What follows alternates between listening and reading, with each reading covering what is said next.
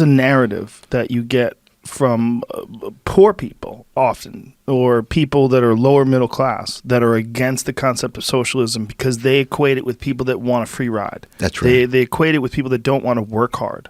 That's right. And it's a strange narrative when you consider all the things that we talked about already, like what we need with the fire department and the police department and all the different ways that socialism does form utilities, and all the different ways that socialism does form a part of our culture and our community. Why do you think that is this narrative, and how does that narrative get reshaped?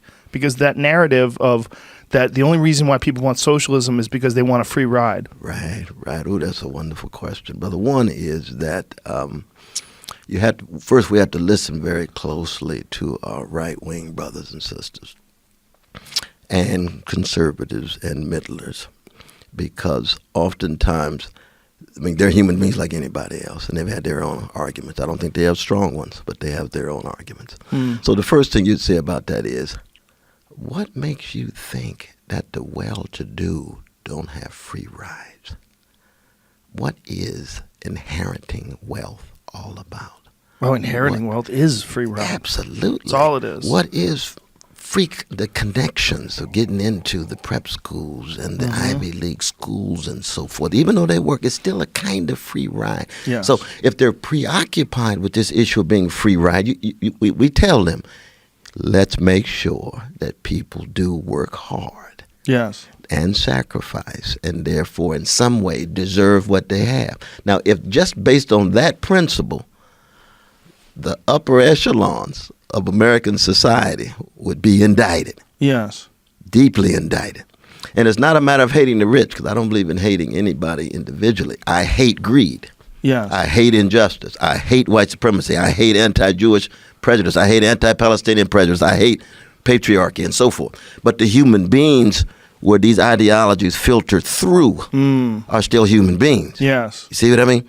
So that's the beginning of it. Now, of course, part of the question here has to do with, they'll say, well, we wasted this money on the poor. You say, well, wait a minute. Donald Trump just passed a $750 billion military budget. Democrats voted for it, too. How much waste is in the military? Why is 60 cents of every $1 coming out of the federal budget tied to the military? Why is there no close oversight and accountability of it? How come American people don't know about the 4 countries that we're bombing or assisting other countries in bombing? And we can go right down: Pakistan, Afghanistan, Yemen, absolutely, Mali, Niger, Somalia, Iraq. We can go on and on and on, right? How come we don't know about the 4,800 military units, 587 around the world? We got U.S. special operations in 128 countries, only 197 in the world, right? What about the soldiers who die? Hardly any talk about it. What about the innocent people we kill? Hardly any talk about it. What about the drones that we're still dropping? And not always on military combatants, but innocent people. Almost children, primarily on innocent people. Sometimes even disproportionately.